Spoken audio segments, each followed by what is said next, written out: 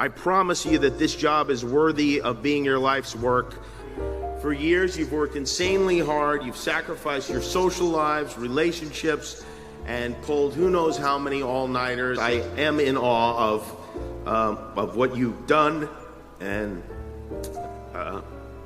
well, you've dedicated yourselves to helping others and to making their lives better and healthier and longer, and sometimes saving them altogether. Some people, of course, you won't be able to save, but every day you will be actively and specifically making this world a better place. And that's something a lot of people talk about, but you won't need to talk about it because you do it, and you'll be doing it, and you have my respect, my admiration, and my gratitude for that. Medical care is something that we take for granted, but when my son was born with a life-threatening condition, congenital heart defect, I saw that what you're doing is miraculous. And I thank Dr. Starnes again for all he did for our family.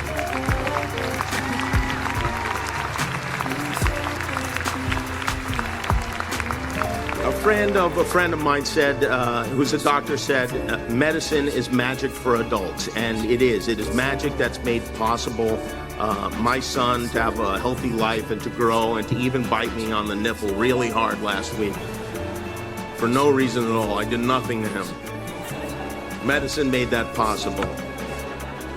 Children's Hospital made that possible. You will make that possible for other parents. And as doctors, you will have not only the opportunities to speak out, but also the authority to speak out. And I hope that you will have the courage to, and I know you will. Because you didn't become doctors to help people who have the right insurance or can cover the copays. You got into this to help other people based on need, and you deserve a support system that lets you do that regardless of our national circumstances. Make no mistake, you should still make a lot of money for doing it. There's no reason that shouldn't happen. You deserve it for working so hard and eating so much ramen all these years, and not even the top ramen, the bottom ramen. You deserve every penny you get. But do be kind, be compassionate, caring and understanding. Teach your patients. Doctor means teacher, right? Teach the techs and the students, handle your fellow humans gently, and listen. That's really all we want, is we want a doctor to listen and act like he or she cares. We don't expect you to have we do expect you to have all the answers. And by the way, after all the money you spent on school, you should have some of the answers, for sure. But if you don't, just fake it. We don't know what you're talking about. Just use words like dysphagia, and we will nod. And my final piece of advice is this, is to take care of yourselves. You're going to be saddled with a lot of stress, taking care of others. People depend on you for their well-being and their lives. You'll be dealing with frightened, sometimes angry patients. The life you've chosen is consequential. You've been given the privilege of seeing people who were a few moments ago complete strangers, undressed and sharing secrets they've never shared with anyone else. And sometimes you have to give them terrible news.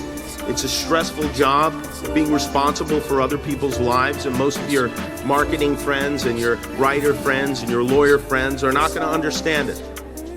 So lean on each other, because all of you will, in the next 3 to 7 years, have a hard time. It will be hard. Doctors need doctors too. Take care of each other and find a way to make time for yourself. Thank you for listening. Thank you for devoting your lives to this noble profession. Thank you for all the hard work you've done and the hard work you're going to do. Nothing is more important than this. I promise you that this job is worthy of being your life's work.